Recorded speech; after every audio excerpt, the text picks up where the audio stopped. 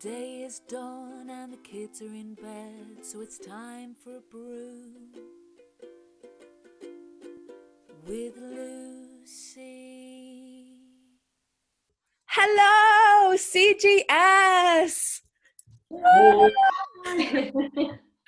I'm so excited that we could have this chat this evening. How are you all? I'm good. Good.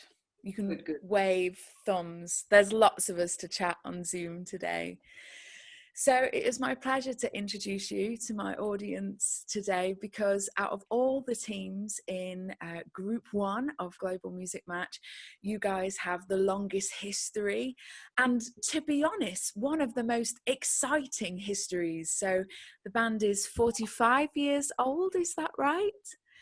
And is multi-award winning. You've toured all over the world. You've played to hundreds of thousands of people.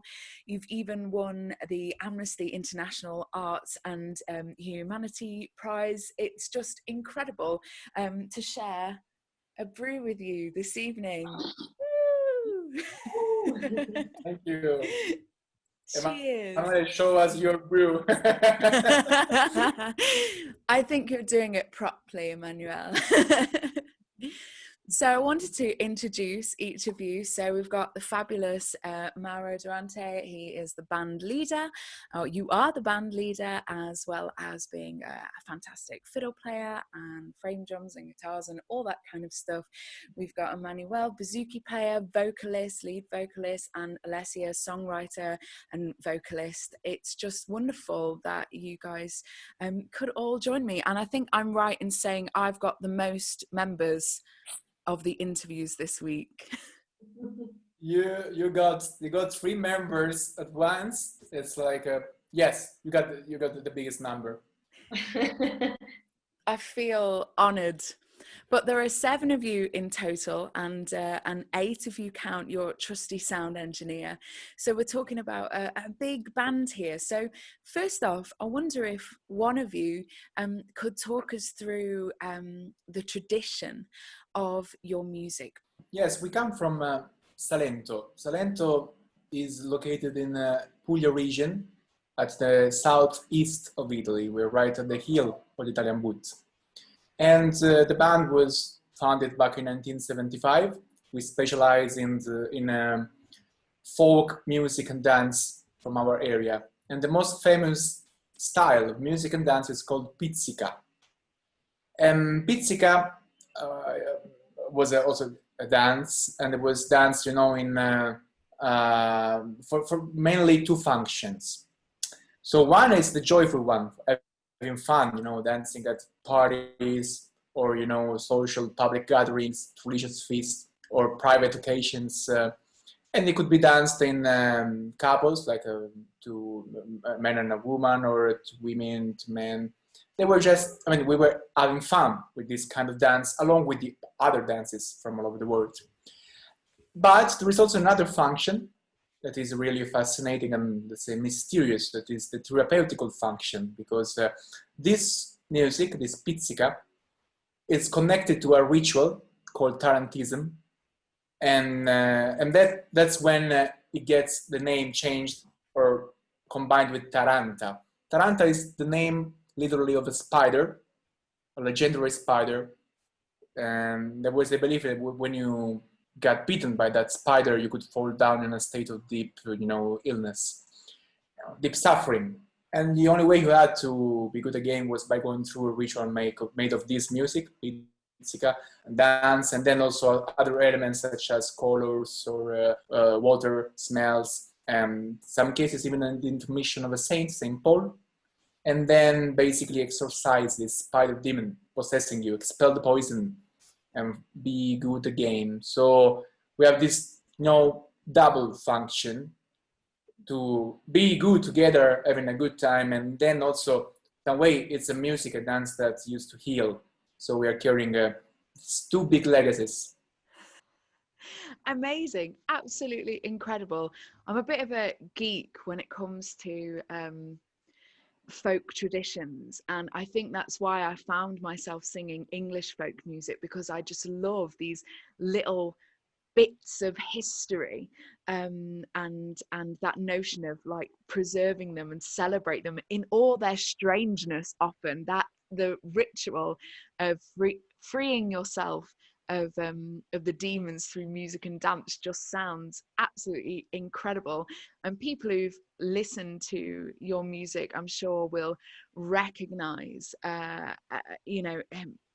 sort of almost primarily a lot of the kind of like, you have to dance, basically, is what I'm trying to say. You have to dance to CGS's music. You can't not. I've tried it this week with my children, and the second you guys, I hit play on Spotify, they're boogieing away, myself included. But they're better dancers than me, so. Well, that's to... great. We're very happy to hear that you and your family were dancing to our music. We are honored. You haven't seen us. Maybe honored isn't the word you should use, Mauro. I'm confident it is. You're right. I should take the compliment. I will learn. I will learn. So we've mentioned this epic 45-year history, and Mauro and Emanuele, your parents founded the band. Is that right? Yeah. So you're truly carrying on a legacy not only of the tradition of Salento, but a very personal family legacy. And I was interested in particular, as you know, you must have grown up going on tour with this band, and then you became members, I presume, and then leaders. And now your own children are walking the same path. I'd love to hear more about your experience of growing with CGS and then taking it on, to present your version of the music. Well, actually, some curiosity is that Emanuele joined the band first at the end of the 80s. So I think I was like 5-6 years old. So I think it's his turn to tell a little bit of the first time. Then he left the band along with his father when Roberto, the father, when I left the band. And then I re-invited him in the band in 2011. So, but he was actually the first one joining the band. So, Emanuele, raccontaci un po' dei primissimi tempi col canzoniere. Se vuoi in italiano o in inglese, fai tu. Ma forse in italiano è meglio, perché nei primi anni era meno diffusa questa forma musicale, insomma, e quindi era più complicato riuscire a trovare gli spazi dove esprimere, insomma, questo tipo di musica. C'erano soltanto le feste patronali, le feste popolari, che non erano neanche tantissime rispetto all'attualità. At the beginning, when he joined the band at the end of the 80s, the situation was different, because nowadays, our folk traditions are really strong where we live. Everybody knows about that. It became something also that people are proud of. But when he joined the band, it wasn't the same. There were only a few occasions where you could perform live this kind of music. It wasn't received that well, and there were less events. So he actually started making this kind of music when it wasn't so well welcomed. So that's what he was saying. E poi gli anni 80, fine degli anni 80 erano gli anni di altre forme musicali in Italia, che andavano per la maggiore i cantautori, o comunque da noi andavano di più, in particolar modo i cantautori, in realtà, perché ci chiedevano canzoni di cantautori, in realtà, quindi era questo. Quindi era veramente più complicato, insomma, trovare gli spazi per esprimersi. In those years also, mostly popular were, songwriters, independent songwriters or pop songwriters, but still that was the main, the most important feature that people were looking for. So it was really, really complicated to find the spaces to express this new, project that was trying to basically represent folk, traditional, ethnic music. E anche la musica da discoteca, insomma, andava per la maggiore. disco music. La cosa particolare era che comunque il canzoniere anche in quegli anni faceva un lavoro di sperimentazione, non era soltanto un lavoro di riproposta della tradizione. Già allora scrivevano brani tipo La donna di cera, sai Mauro, no? Il viaggio, sono canzoni comunque con cui tu in un certo modo sei anche nato, insomma, sei vissuto o hai convissuto in qualche modo. Well, Emanuele also says that, of course, if you wanted to dance, there was also the disco music that was really popular as well. You know, the first disco music at the end of the 80s. And then he says that, anyway, the same one thing didn't change about Canzoniere. Even in those years, Canzoniere, I've always not been representing folk music like a museum operation or a nostalgia operation, but they always wanted to reinvent that, and they were already writing new songs, experimenting new paths, new musical paths, and so for him it was something that basically was forming his musical path. Incredible. Thank you so much for all of those insights, Emanuele. It's what I like about the story you've given about your relationship with growing up with the band is it's like you've stuck with the music through thick and thin because it speaks to you as a person, and you've reinvented it in the image and style of music that you are inspired by. Am I right in saying that the three of you are the main songwriters for the band? Yes, you are.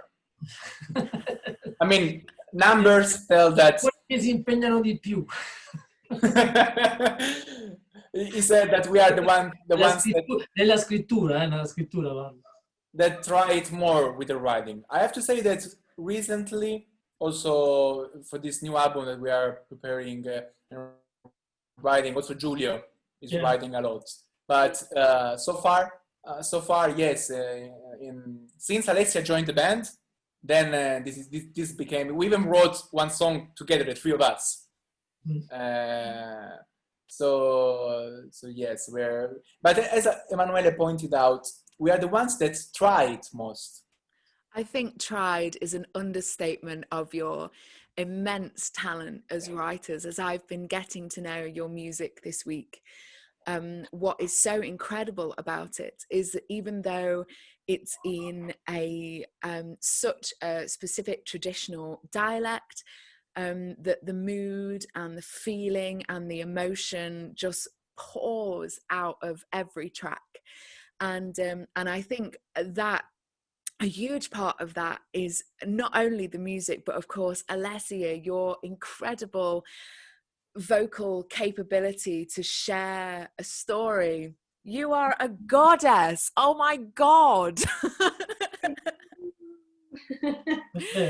Oh, your approach to songwriting and storytelling, I guess, as a vocalist, and why even in a band that is so rightly based in a visual dance tradition, how you're taking the vocals and the stories forward. I'd be interested to hear. Well, it's not too easy to answer this question. Sorry. No, but thank you. I think that when you decided to write lyrics, you have to know very well the identity code of your language. And when you choose to write through to your dialect, you have to know the identity code of the dialect that isn't so similar to Italian. It's quite different.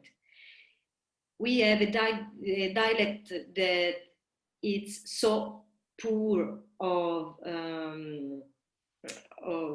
come si dice, povero di lessico. She's saying that the Salentino dialect hasn't got much of a lexicon of many words. But you can work with the dialect, choosing the imaging, the picture. So you can describe this picture. You can choose this picture and you can write about it. So you can, vabbè, lo dico in italiano perché è più semplice. Puoi fotografare un'immagine, scegliere un istante e descrivere le tue sensazioni di quell'istante, di quel momento della vita lì. She basically picks a moment, an image, and she's photographing that image, and she's using dialect and words to basically picture that feeling, that moment, that exact, emotion that you are proving there. You are obviously a master of that, Alessia, because that comes through so clearly, and and is beautifully accompanied and uplifted, of course, by the music and the arrangements that you guys put together. It's just incredibly powerful stuff. So as I've been listening to your guys' music, even though the big dance tracks are tremendous and fabulous, the thing that's captivated me is the ballads. So I wondered if you could talk me through the song Tiename. I hope I've said that right. And I believe you wrote it together, and I'd love to know what inspired you, because it's just beyond beautiful. Grazie. Thank you so much, first of all. But actually, we were rehearsing at the time. We were doing some rehearsals, meeting at my father's basement, where we usually rehearse. Emanuele is a kind of a weird composer and songwriter, because Emanuele is 100% pure talent. He makes no plans. It's just you basically need to hang around him and with a recorder, because whenever the most unpredictable moments, he would just play something beautiful, but then he forgets. So you really have to to stay there, press record, and then was like, after a few days, say, Emanuele, that beautiful thing that you were playing, whatever, singing, I don't know. And then he was like, yeah, I don't really remember it. So there is usually Alessia that takes her mobile camera and film him, and the first thing she does after that is sending him the video. So, by the way, one day he started playing an arpeggio with his guitar. It was some sort of a break from our standard rehearsals. We were maybe rehearsing for some shows, or maybe for, I don't remember actually, but it wasn't planned to be writing something new for that rehearsals. And he started playing this arpeggio, and that's the beginning of Tienime, that arpeggio that you hear. And it was tremendously beautiful. And we were like, what's that? And it was like, I don't know, it's something I've been writing. And then I asked, is there any kind of melody on top of that? And it was, yes, there is. And so he sang with no words, with humming this melody that is actually the melody of the verses. That one. Mm-hmm. And so I was there, Alessia was there, we felt like amazed. It was awesome. And since we were actually preparing our new album, Canzoniere, eventually, and we were, let's write a song. So I felt that musically, it only needed, a chorus. And Alessia felt inspired by this kind of melody and arpeggio. And so she was ready to write some lyrics. So the second time I met with Emanuele, we wrote together the chorus. We made some sort of a structure, an initial structure. And then Alessia, that has this gift of, writing lyrics basically real time. Like if you want her to write the lyrics and she's inspired by the music or anything, you have the song in like half an hour. So what? Yeah. I'm pretty jealous of that because I can be quick with music, but lyrics takes me usually very long. And so me and Emanuele took our time to create basically the music, and Alessia wrote those beautiful lyrics.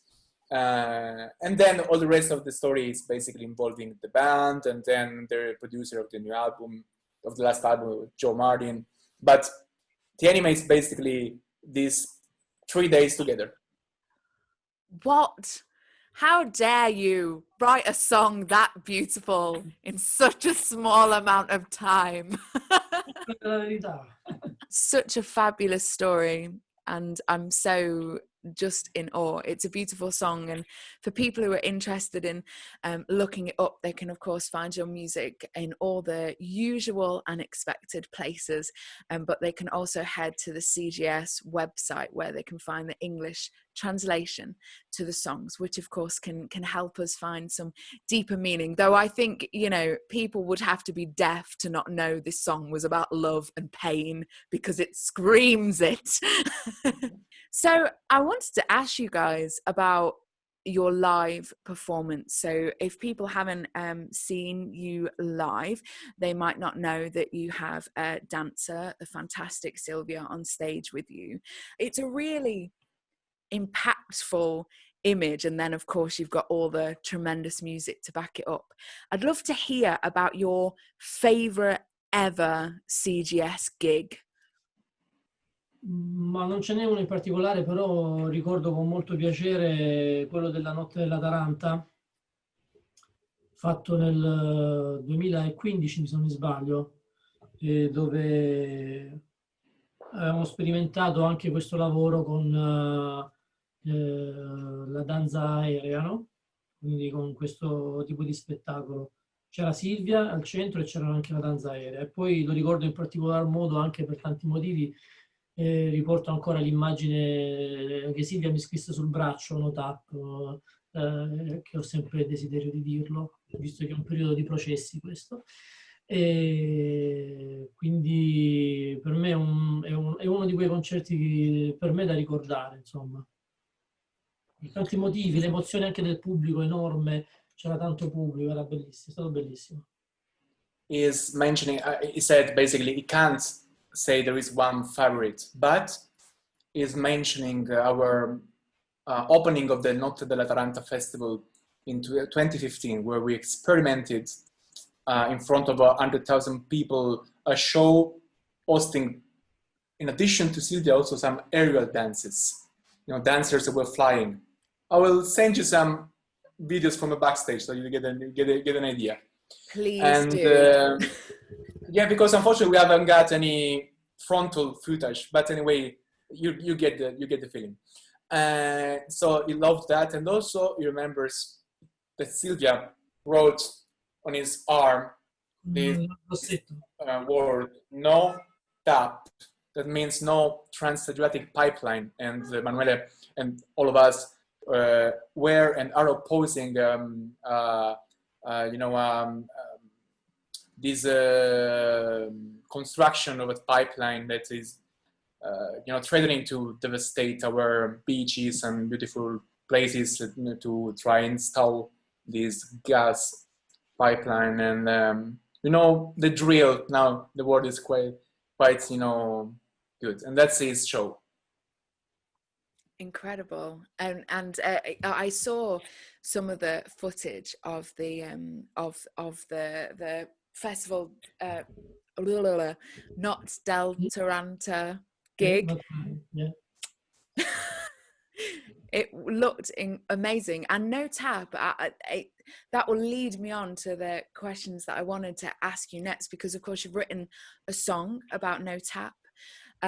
You've also got Solo Andata about the migrant crisis. You've got a lot of songs that are political, protest, and speaking up for voices otherwise unheard in society. Is there a big culture of is there a big tradition of protest within Pizzica music, or is that a CGS thing? yes, there are some songs that are well known, that are protest songs in our tradition. And also historically, CGS was founded by a scholar, intellectual, Mauro Durante. She was a communist, a feminist. She was openly gay, and at the time it was also pretty complicated. And so since the very beginning, she even manipulated the verses of some songs, traditional songs, to make them sound more political and social. So yes, it's both, but also in a way, folk music is defined by its connection with a function. So people were basically singing their own lives, their own everyday life. So when addressing a social issue, they were singing for themselves, for their families, or for their friends. So nowadays, if we want to be faithful to that philosophy, we cannot just close our eyes and look the other way to things that we are living and experiencing day after day. And we try to do that. That was so beautifully put. How we mustn't turn away from these topics. There's so many of you in the band. There must be some funny tour stories or embarrassing tour stories. I'd love, share with me your most hilarious or a hilarious little CGS moment. La mia festa di compleanno, cioè voglio dire, se volete proprio se volete proprio birthday party. Yeah, your birthday last year. È abbastanza. Okay, let's do this. I will give the context, and then Alessia will tell the story. Wow. Because I can't tell the story without laughing. It's impossible. We were in Genoa. It's by the sea. It's like opposite of Salento, by the sea. And it was Emanuele's birthday. We were having a gig there. And before the show, we went to have a dinner. And Emanuele started drinking some wine. It was just celebrating. And then going back to the venue to have the show, I don't remember who asked for, a bottle of, was rum? What it was? Era rum? Cos'era? Amaro, loro non so se ce l'hanno, no, comunque. It was a liqueur called Amaro. And then, so Alessia, please go on.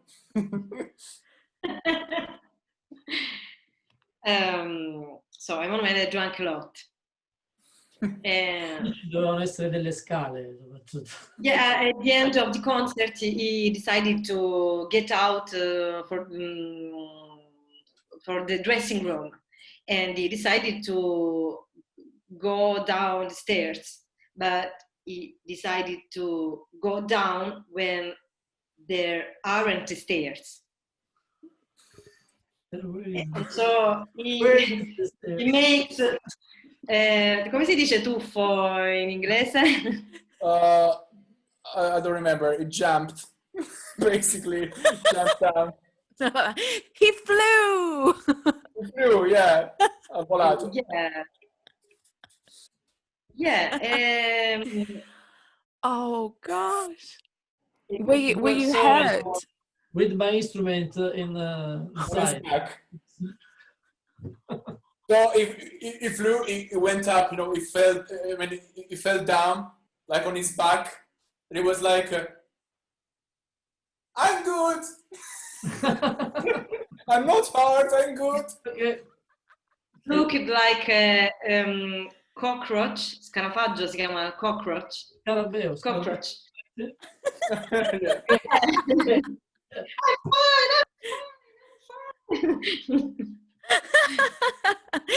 Oh my goodness, did it hurt the next day, Emanuele? I giorni dopo ti faceva male? No, it's okay. No problem. No. I have an angel. I have an angel in this side, another in this side. Yeah. my goodness, what a tale. Well, I'm glad you survived and your bouzouki survived. Yeah. My guitar, my bouzouki. If he wasn't drunk, if he hadn't been drunk, you would have heard him, really, I mean, screaming and complaining, and because of the bouzouki, like it would have been, crazy because of that. It wouldn't, because even if you grab the bouzouki the wrong way, it looks at you like, but falling down on the bouzouki and being, I'm okay, yeah, was like, okay. Was flying like a dragonfly. The power of alcohol. There we go. Yeah, alcohol plus happy times. Yeah. In our dialect, the expression is asciutta buona. Yeah, asciutta buona means it's hard to translate when you are translating. This literally it means it went good for you, but it basically says you've been really lucky, really lucky. So lucky. And I have to say at this point in our conversation that it is just really wonderful that we can share all of these stories across languages and across language barriers. It's just been so fun to chat with you, and I am a stereotypical stupid English person who only knows English, and I'm just in awe of you guys sharing your language and translating for me. So thank you ever so much for that. So I think I've just got a couple more questions now. It's about a year since you guys had your own BBC prom night in the Royal Albert Hall. A different world before we knew about COVID, all that kind of stuff. But that must have been such an incredible event to be part of. And I don't know how often you've toured in the UK, but I think the people out there listening over here would love to know what you thought of London and how your British gigs have gone. Well, the night at BBC proms and all the nights before, all of those days are among the most intense and beautiful experiences of my life. Really. And yes, you mentioned the COVID, pandemic, and it makes the show at the proms feel so far in time, and it's been only a year ago. And sharing that experience with Emanuele, Alessia, Giancarlo, Francesco, Silvia, Giulio, Massimiliano, it's been even more important to me. And along with them, there were also some guests. Balakesi Soko from Mali, Justin Adams from the UK, from Bath, actually lives in Bath now. And also, even the light designer is a very good friend of ours, Miguel from Portugal. It's been Miguel Ramos, yeah. It's been so incredible. Also, those kind of things that you don't even dream of. Because I happened to play the Royal Albert Hall once with when I was on tour with Ludovico Einaudi, the Italian pianist and composer. And so when I dream big with Canzoniere, it was like, we are going to play Glastonbury. We are going to play, I don't know, we are going to play a stadium. We are going to be the opening act for, I don't know, the Rolling Stones. But if you want to dream really, really big. But I could never imagine to have our own night at the proms at the Royal Albert Hall. It was like something that you don't think it's even, possible to dream of. So that was really, really great. But then we have been touring quite a lot in the United Kingdom, and we played the Cambridge Folk Festival. We played WOMAD twice. We played Norfolk.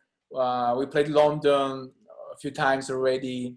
I mean, it's really beautiful, and the English audiences are really perceptive, and they like to enjoy every moment of the show, not only the ones where they are having fun and dancing with us and singing, but also trying to understand and dig into any small detail of what we are performing, telling, and basically trying to express.